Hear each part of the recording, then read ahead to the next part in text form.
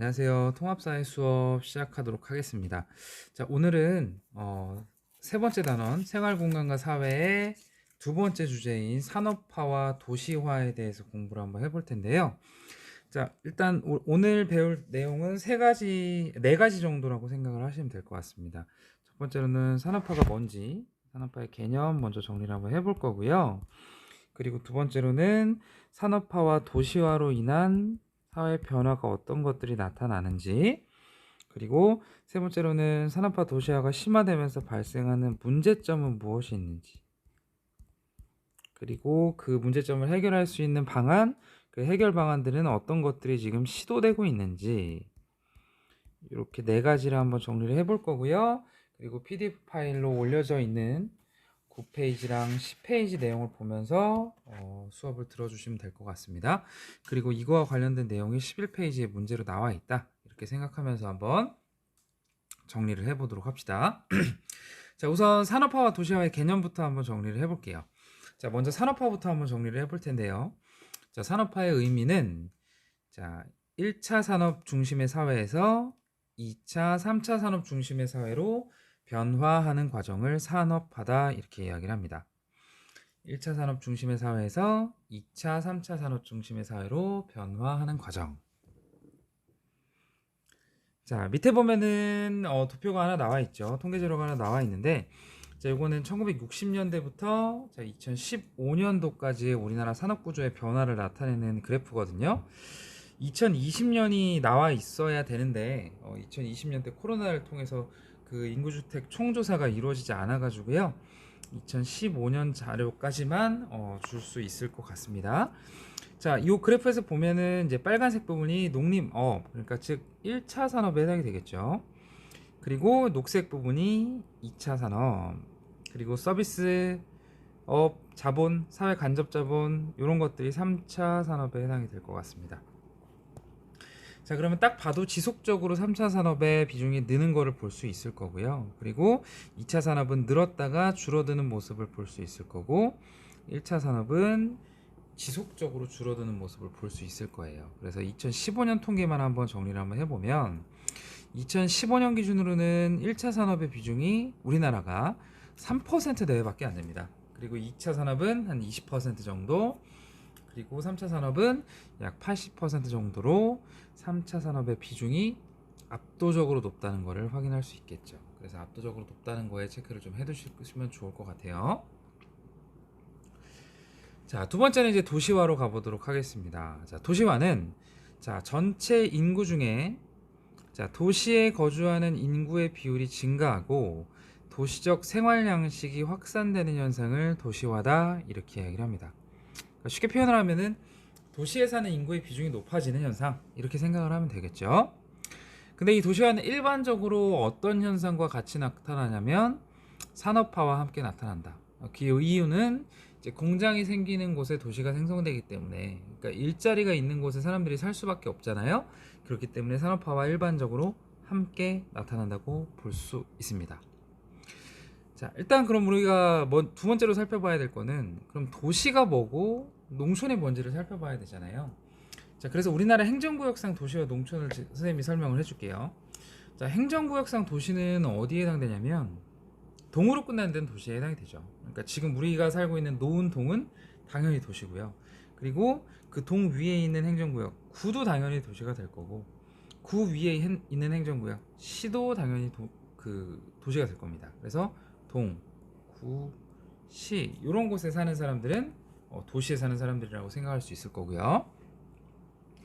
그리고 두 번째로는 이제 우리나라 행정구역상 농촌은 어디에 나타나냐면 읍면, 리가 해당이 됩니다. 그래서 읍이나 면이나 리에 살면 농촌에 사는구나, 이렇게 생각을 하면 될 것 같습니다. 자, 그럼 이제 우리나라의 도시화율이 얼마나 되는지 한번 살펴봐야 되겠죠. 자, 우리나라의 도시화율은 압도적으로 지금 도시에 사는 사람들이 많은데, 도시화가 이렇게 빨리 진행된 이유는 1960년대 시작된 산업화와 함께 사람들이 농촌에서 이동을 해서 도시로 향하는 현상들이 많이 발생을 했기 때문이에요. 자, 그걸 뭐라고 부르냐면 이촌향도 현상이라고 부릅니다. 자, 이촌향도 현상은 그러니까 이렇게 생각하시면 돼요. 농촌에서 이동해서 도시로 향하는 현상. 그거의 뜻을 선생님이 밑에다 적어놨죠. 농촌에 거주하는 사람들이 더 나은 소득, 직업, 교육, 문화 등을 위해 도시로 이주하는 현상을 이촌 향도 현상이라고 이야기를 하는데요. 자, 1960년대에는 도시화율이 39%밖에 안 됐었죠. 근데 지금 현재 2015년 기준으로 따지면 우리나라 전체 인구의 91.8%, 92% 정도가 도시에 살고 있다. 그러니까 거의 인구의 대다수가 도시에 살고 있다는 걸 알 수가 있겠죠. 그리고 2020년은 나오진 않았지만 2015년보다는 훨씬 더 증가했을 게 확실시 된다. 이렇게 보시면 될 것 같습니다. 그래서 산업화와 도시화의 개념을 한번 알아보았고요. 그리고 두 번째로는 이제 산업화와 도시화로 인한 공간의 변화를 한번 살펴보도록 할게요. 자, 산업화와 도시화로 인한 공간의 변화는 크게 두 가지로 나눠볼 수가 있는데요. 첫 번째는 거주 공간의 변화를 알아볼 수 있을 거고, 그리고 두 번째는 생태 환경의 변화를 알아볼 수가 있을 것 같습니다. 자, 일단 거주 공간의 변화로는 첫 번째로는 토지 이용의 집약도가 상승을 했다는 겁니다. 그러니까 토지 공간 안에 사는 사람들이 많아졌다는 거죠. 근데 적은 토지에 많이 살기 위해서는 방법이 하나밖에 없죠. 건물을 위로 쭉 올려야 되는 거죠. 그래서 우리나라 도시화가 진행이 되면서 고층 건물이라든지 아파트가 등장을 하게 되고 적은 공간에 많은 사람들이 살 수 있게 이렇게 건물 구조가 바뀌었다는 것을 기억할 수가 있겠죠. 그래서 우리나라에서 이제 가장 높은 빌딩 한번 생각을 해보면요. 우리나라 가장 높은 빌딩 롯데타워죠. 세계 5위 안에 드는 굉장히 높은 타워가 서울에 있고요. 그리고 대전으로 따지고 보면 대전에서 가장 높은 건물은요. 얼마 전에 8월 달에 만들어졌던 그 신세계 백화점이라고 하는 백화점 옆에 있는 사이어스 컴플렉스라고 하는 요 건물이 대전에서 가장 높은 건물입니다. 193m 정도 된다고 하네요. 이런 식으로 고층 건물이 등장하기 시작한다. 이렇게 생각을 하시면 될 것 같고요. 그리고 두 번째로는 주거, 업무, 상업, 교육, 여가 등을 위한 다양한 공간이 형성된다는 겁니다. 그러니까 말 그대로 뒤죽박죽 섞여 있으면 너무 복잡할 거 아니에요. 그래서 토지별로 어떤 건물 그리고 어떤 지역을 만들 수 있는지를 법으로 정해 놓는다는 거죠. 그래서 대전도 보면은요, 주거 지역이랑 상업 지역이랑 학교 지역이랑 이런 식으로 분리를 해놓은 그 총괄도를 볼 수 있을 거예요. 그래서 여기를 보면은 이런 것들 있죠. 이런 것들이 주거 지역이라고 생각을 하시면 되고요. 이런 것들이 학교고, 그리고 여기가 상가, 상업지구. 그러니까 이런 식으로 규정을 해놓고 이 이외에는 다른 건물을 지을 수 없게 이렇게 만들어 놓는 거죠. 그 이유는 조금 더 쾌적한 환경을 만들기 위해서다. 이렇게 생각을 하시면 될 것 같습니다. 자, 두 번째로는 이제 생태 환경의 변화입니다. 자, 생태 환경의 변화로는 도시를 깔끔하게 하다 보니까 도시 내 하천을 인위적으로 개발해 놨죠. 그래서 대전도 마찬가지지만 서울도 마찬가지고요. 강들이 다 이렇게 반듯반듯하게 이렇게 만들어 놨잖아요. 뭐 이런 식으로 만들어 놨죠. 그렇죠? 네. 그러니까 이런 식으로 만들어 놔서 사람들을 조금 더 편안하고 쾌적하게 살 수 있게 인위적인 개발을 해 놓은 거고요. 그리고 두 번째로는 불투수 면적이라는 게 증가를 한다는 거죠. 불투수 면적. 자, 불투수 면적의 뜻을 선생님이 밑에다 적어놨거든요. 불투수는 뭐냐면 물이 투여되지 않는 지역을 불투수 면적이라고 이야기를 합니다. 그래서 물이 스며들지 않는 면적이 증가를 했다는 거죠. 쉽게 생각을 하면은 도로를 아스팔트를 깔잖아요. 그럼 물이 들어가지 않죠. 그리고 뭐 보도블럭을 하거나 시멘트를 깔거나 이러면은 다 불투수 면적에 해당이 되는 거죠. 심지어 요즘에는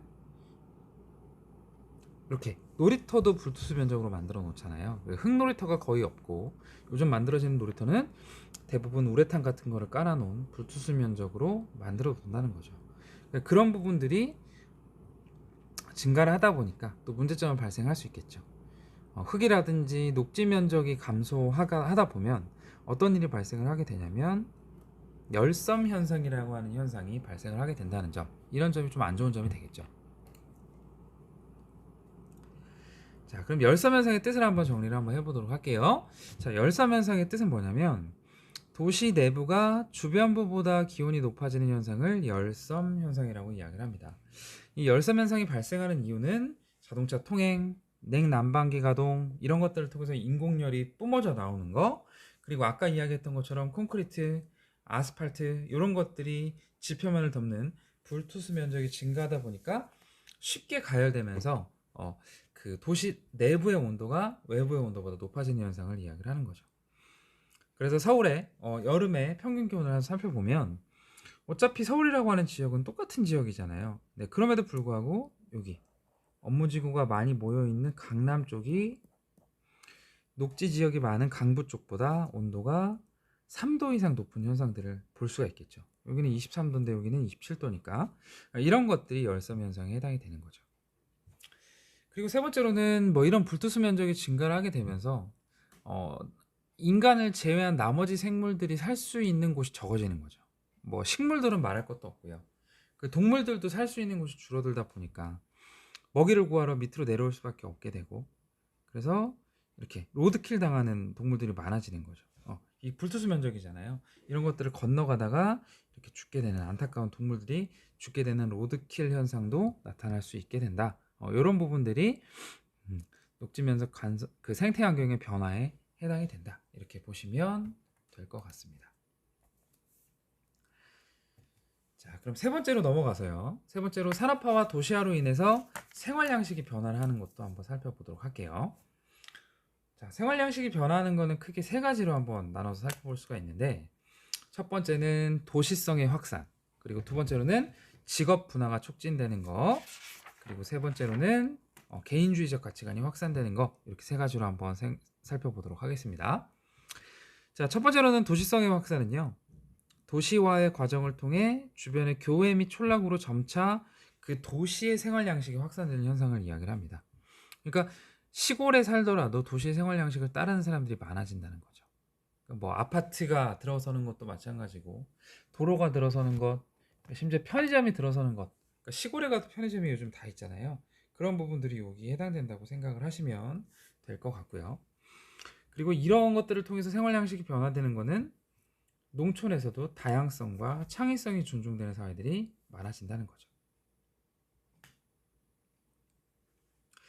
그리고 그런 것들이 많아지면서 정보사회의 특징을 많이 띠게 된다는 것도 기억하셔야 되겠죠. 이 정보사회의 특징에서 살아남으려면 다양성과 창의성을 존중해야 되잖아요.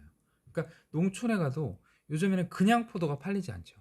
샤인머스켓 같은 새로운 유형의 포도가 많이 팔리게 되니까 그런 부분들도 해당이 되는 거고, 그리고 다양성과 창의성이 존중되는 반면에 사회적인 유대감은 약화될 수밖에 없습니다. 왜냐하면은 대면적 접촉, 그러니까 만나서 이야기하는 부분들이 굉장히 적어지기 때문에요. 그럴 수밖에 없는 거죠. 자, 두 번째는 이제 직업 분화의 촉진입니다. 자, 지금 정보사를 들어서면서 엄청나게 많은 직업들이 생성이 되고 있잖아요. 그래서 2차, 3차 산업의 발달로 전문성이 증가가 되게 되고, 그리고 직업의 다양화가 이루어진다는 거죠. 한번 비교를 해보면 1969년에는 우리나라의 직업수가 3,200개에 불과했었는데 2019년에 보면 16,000개가 해당이 되죠. 그러니까 약 한 4배에서 5배의 직업이 증가했다는 걸 볼 수가 있겠죠. 근데 앞으로는 훨씬 더 많이 증가를 할 거고요. 그러니까 그런 부분들이 도시화, 산업화에 따라서 나타나는 현상이다. 이렇게 보시면 될 것 같고요.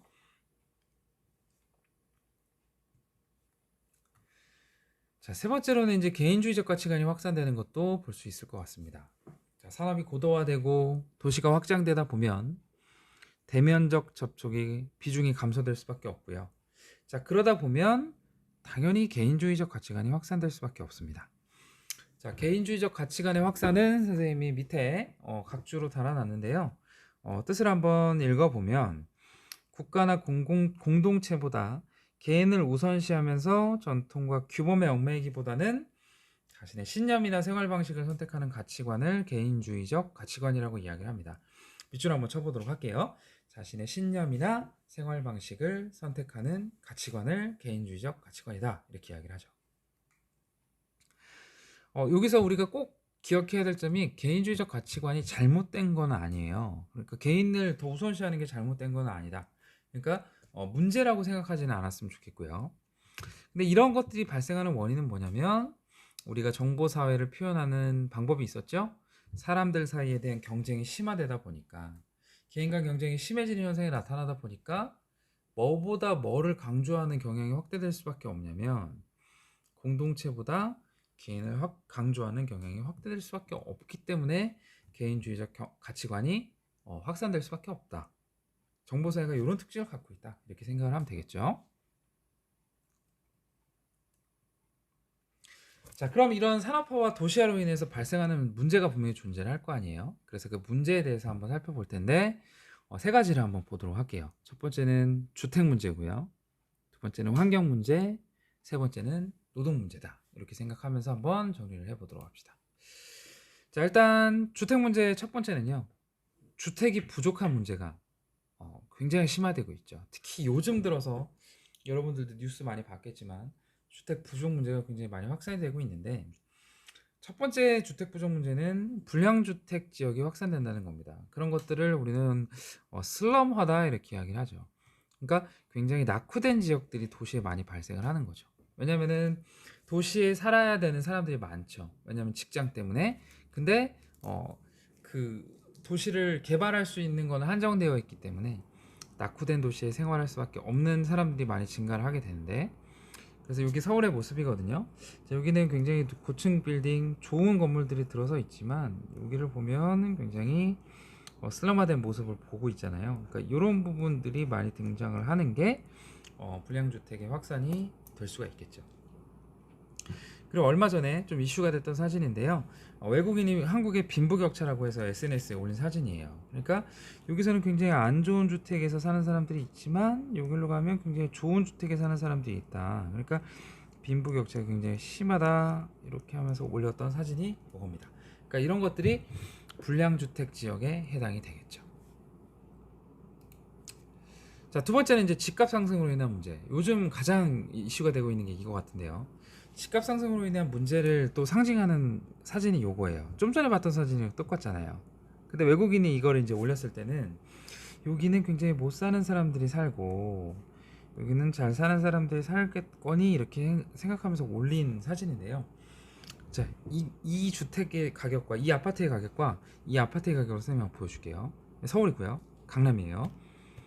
자, 지금 사진 앞쪽에 있는 이렇게 좀 허름한 아파트 있죠. 이 아파트가 얼마냐면 18억이에요. 평당 가격으로 보면 5,800만 원 정도 돼요. 평당 5,800만 원.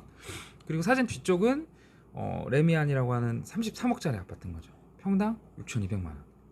차이가 나긴 하지만 이것도 지금 얼마라고요? 요 아파트 가격이 18억이라는 거예요. 그러니까 아까 외국인이 봤을 땐 되게 못 사는 사람들이 사는 거라고 올렸겠지만 결코 못 사는 사람들이 아닌 거죠. 이런 이유는 서울에 너무 많은 주택, 너무 많은 그 인프라가 집중되다 보니까 이렇게 안 좋은 아파트도 대전에서는 상상할 수 없는 가격으로 지금 팔리고 있다는 거잖아요. 그렇죠? 그런 부분들이 집값 상승으로 인한 문제를 야기할 수 있다. 이렇게 보시면 될 것 같다는 생각이 들고요. 그래서 이런 집값 상승으로 인한 문제에 대한 지표를 선생님이 알아보도록 할 텐데 같이 보도록 할 텐데 자, 우리가 반드시 알아야 되는 표현이 있어요. 첫 번째는 아파트 중위 가격이라고 하는 표현이 있고요. 그리고 아파트 평균 가격이라는 표현이 있습니다. 이 두 가지를 꼭 구분해서 기억을 하셔야 되는데 아파트 중위 가격은 어떤 걸 뜻하냐면요. 아파트를 가격순으로 나열했을 때 한 가운데 위치하는 중앙값을 중위 가격이라고 이야기를 하고요. 평균 가격은 해당 지역의 모든 주택의 가격을 더한 후에 그 개수로 나눠 놓은 대표값을 이야기를 합니다. 그러니까 중위 가격은 그 여러 아파트 중에 아파트 중간에 위치한 가격을 얘기를 하는 거고 평균 가격은 1등부터 꼴등까지 더해서 나눈 거라고 생각하시면 되고요. 요거는 그냥 딱 중간에 위치한 거를 이야기하는 거다 이렇게 보시면 될 것 같습니다. 그래서 선생님이 중위 가격과 서울의 아파트 평균 가격을 보여줄 텐데요. 좀 심각한 수준이라는 걸 꼭 기억했으면 좋겠어요. 자, 지금 전국의 아파트의 중위 가격, 그러니까 딱 전국 아파트가 여러 가게 있을 텐데 그 딱 중간에 위치하는 가격이 지금 얼마냐면요, 5억이 넘습니다. 너무 심각한 일이죠. 그래프가 다 지금 위를 향하고 있죠. 이렇게 이런 식으로 코로나 시대 때 올라와서 더 많이 오른 거고요. 그리고 서울 지역의 중위 가격은 10억이 넘었죠. 그러니까 굉장히 심각한 상황이라고 보시면 될 것 같고, 그리고 서울 아파트의 평균 매매 가격 다 더한 가격은 지금 11억 원이 훌쩍 넘었습니다. 지금은 훨씬 더 높은 가격에 판매가 되고 있다고 하는데, 이런 것들은 뭐에 굉장히 큰 영향을 끼치냐면요, 주거 안정성에 굉장히 큰 영향을 끼친다. 그러니까 굉장히 그 삶에 핍박한 영향을 준다, 이렇게 생각을 하시면 될 것 같다는 생각이 듭니다. 그래서 반드시 해결해야 될 문제라고 봐야 될 것 같다는 생각이 들고요. 자, 두 번째는 이제 환경 문제입니다. 환경 문제는 수질 오염, 토양 오염, 대기 오염, 아까 이야기했던 열섬 형상 등 당연히 굉장히 많은 문제점들이 발생을 하게 된다는 거는 일반적으로 알고 있기 때문에 환경 문제는 이 정도로만 하고 넘어갈 거고요. 자, 세 번째는 노동 문제로 한번 가보도록 할게요. 자, 노동 문제에서 가장 중요한 문제는 우리가 지난 시간에 다뤘던 실업인데, 구조적 실업이라고 하는 실업이 증가를 한다는 거예요. 자, 구조적 실업은 개인이 잘못해서 그런 게 아니라요. 자, 의미의 밑줄을 한번 쳐보도록 할게요. 산업 구조의 변화와 함께 필연적으로 발생하는 만성적이고 장기적인 실업 상태를 구조적 실업이라고 이야기를 합니다. 산업 구조가 변화하면서 필연적으로 발생하는 만성적이고 장기적인 그 실업 상태를 이야기를 하는데, 대표적인 사례로 요걸 하나 들어볼게요. 자, 요게 10월달 뉴스인데요. 대전 지역에 이딴 대형마트가 폐점됐대요. 그래서 지역 일자리도 사라진다, 이런 뉴스인데요. 이런 거죠.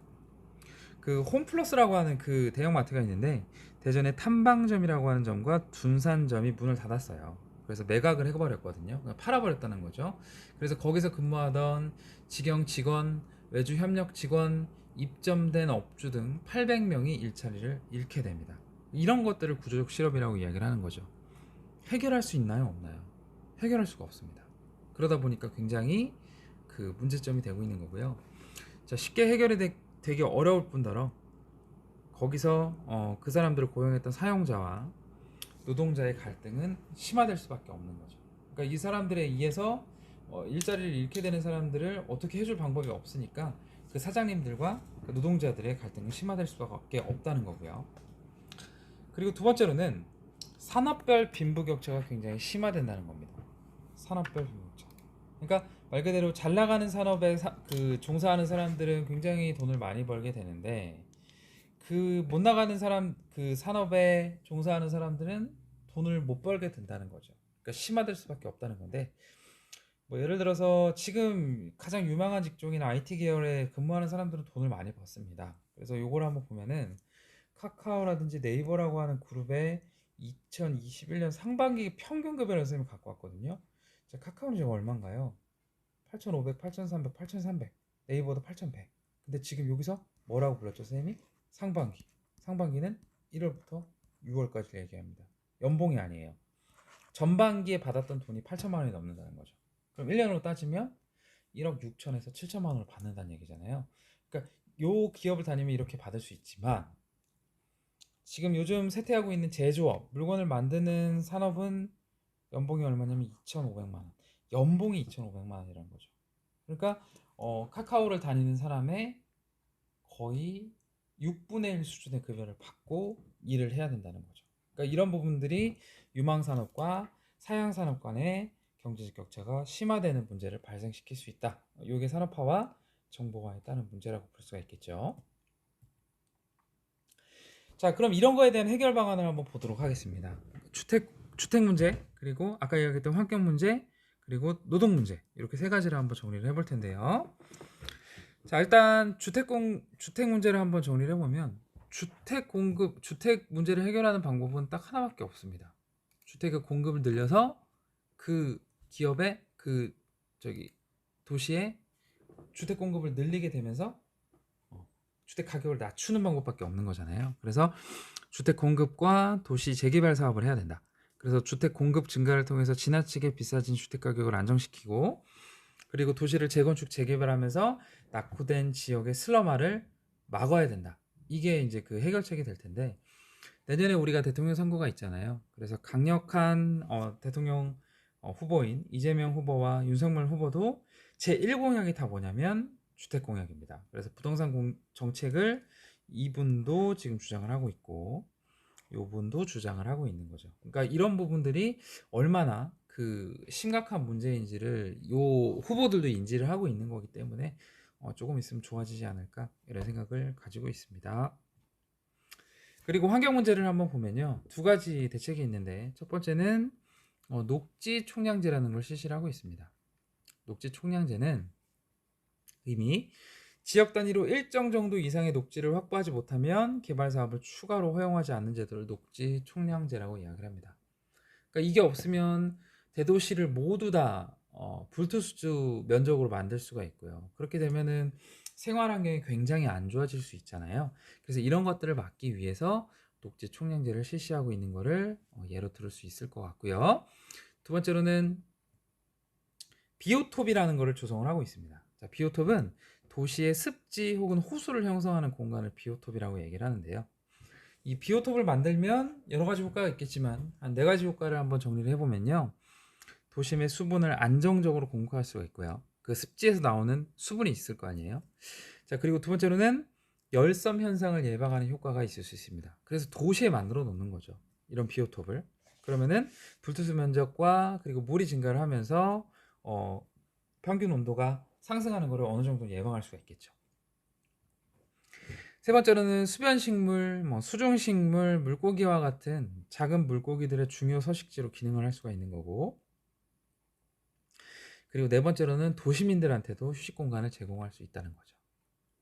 그래서 요즘에 신도시에 가보면 호수가 있는 신도시가 굉장히 많거든요. 그러니까 호수공원을 가지고 있는 도시들이 굉장히 많아요. 그래서 선생님이 대표적인 도시 세 개의 호수공원을 한번 설명을 한번 해보도록 하겠습니다. 첫 번째는 여기인데, 여기는 이제 수원의 광교 신도시라고 하는 곳을 가면요, 광교 호수공원, 호수생태공원이 있습니다. 여기서 사람들이 마음껏 누릴 수도 있고, 이런 것들을 통해서 열섬 형상도 막을 수 있고, 여기서 생명체들이 지낼 수도 있는 거고, 이런 것들을 하고 있는 거고요. 그리고 대전이랑 가까운 곳에 세종에 가면 호수공원이 있죠. 자, 요것도 비오톱에 해당이 된다, 이렇게 볼 수 있을 거고요. 지금 대전에는 호수공원이 있나요, 없나요? 아직까지는 없는데 2023년도에 완공이 되는 호수공원이 있습니다. 그래서 도안동에 가면 갑천 호수공원이 2023년도에 들어오는데, 이런 것도 갑천지구 생태 호수공원이라고 되어 있잖아요. 이런 것들이 대전의 비오톱으로서 기능을 할 수가 있다, 이렇게 설명을 할 수가 있겠죠. 이런 부분들 비오톱의 예시로 잘 기억을 하시면 될 것 같고요. 그리고 마지막으로 이제 노동 문제를 한번 보도록 하겠습니다. 자, 노동 문제는 이제 그 여러 가지 문제가 있겠지만 그 지금 제도적인 방안으로는 두 개를 기억하셔야 될 것 같아요. 첫 번째는 고용보험이라고 하는 제도인데요. 고용보험의 의미는 뭐냐면 실직자의 최저생활 보호, 그리고 노동자의 고용 안정, 직업 능력 개발과 같은 정책을 통합적으로 시행하는 사회보장보험을 고용보험이라고 이야기를 합니다. 근데 그 고용보험 중에 가장 대표적인 제도를 실업급여라고 얘기를 하는데요. 자, 실업급여는 어떤 걸 의미를 하냐면요, 근로자가 실직을 해서 이제 그 돈이 없어지는 구간이 생기잖아요. 그러면은 그 사람이 재취업 활동을 할 수 있도록 하는 기간에 그 사람한테 급여를 지급함으로써 실업에 의한 생계급여를 극복하고 생활 안정을 도와주는 그 제도를 실업급여라고 이야기를 합니다. 자, 보통 우리나라는 실업급여를 6개월 이상 근무한 사람한테 적용을 하고 있고요. 한 3개월 정도 급여를 한 60에서 70%를 지급을 하고 있어요. 그래서 한 180만 원 정도 주고 있거든요. 그러니까 이 사람이 실직을 하더라도 그 일을 구하는 3개월 동안 생활할 수 있도록 180만 원을 지불하는 급여를 실업급여라고 이야기를 한다는 거죠. 그러니까 이런 부분들이 그 사람들의 노동 문제를 좀 해결하기 위해서 도움을 줄 수 있는 제도라고 생각이 들고요. 두 번째로는 최저임금제입니다. 자, 최저임금제는 여러분들한테도 해당이 되는 거죠. 알바한테도 해당이 되는 거다, 이렇게 보시면 될 것 같은데, 자, 국가가 임금의 최저 수준을 정하고 사용자, 사장님한테 이 수준을 이상의 임금을 지급하도록 강제함으로써 저임금 근로자를 보호하는 제도를 최저임금제라고 이야기를 합니다. 자, 우리나라 2021년 기준으로 최저임금이 얼마냐면요, 8,720원입니다. 작년 대비 1.5% 인상이 됐고요. 그래서 시간당 8,720원을 반드시 받아야 되고요. 그리고 월급으로 따지면 월 182만 원 이상은 반드시 받아야 된다. 그러니까 아르바이트 하는 사람들은 시간당 8,700원을 받아야 되고 월급으로 계약한 사람들은 적어도 180만 원 이상 줘야 된다. 이렇게 생각을 하시면 될 것 같습니다. 그래서 이런 여러 가지 제도들을 통해서 노동 문제를 어느 정도는 해결해야 한다. 해결할 수 있다. 이렇게 바라보는 게 지금 현재의 입장이라고 보시면 될 것 같다는 생각이 드네요.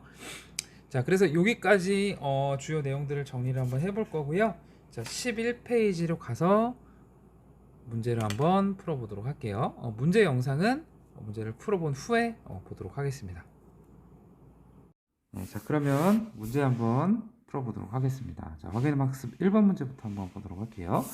자, 다음은 사회 수업 시간의 한 장면이다. 자, 교사의 질문에 대한 학생의 답변으로 옳지 않은 것은 자, 지도는 우리나라 도시수와 도시의 인구 변화를 나타낸 것입니다. 이로 인해 우리 생활은 어떻게 변화하였을까요? 했는데 자, 1925년도에는 도시에 사는 인구가 굉장히 적죠. 동그라미는 작죠. 근데 2010년으로 보면 굉장히 동그라미가 많아진 걸 보면 우리는 도시화가 일어났구나 이렇게 생각할 수 있을 거고, 그리고 도시화는 필연적으로 산업화를 수반한다 이렇게 이야기했었잖아요. 그래서 이걸로 인해서 이렇게 변화했다 이걸 알 수가 있겠죠. 자, 갑부터 봅시다. 갑. 토지 이용의 집약도가 높아졌습니다. 당연히 높아졌겠죠. 을. 1차 산업의 종사자 비중이 낮아졌습니다. 산업화를 통해 낮아졌겠죠. 아파트에 거주하는 인구 비중이 높아졌습니다. 그쵸? 집약도랑 관련이 있는 거고요. 개인보다 공동체를 강조하는 경향이 커졌습니다. 자, 정은 틀린 표현이 되겠죠. 왜냐면 자, 도시화 산업화가 진행될수록 개인주의적 가치관이 커진다 이렇게 얘기를 했기 때문에 자, 답은 4번이 되겠네요. 직업이 분화되고 전문성이 증가되면서 직업의 수가 많아졌습니다. 맞죠? 그래서 1번의 답은 4번. 자, 어렵지 않죠? 자, 2번 봅시다.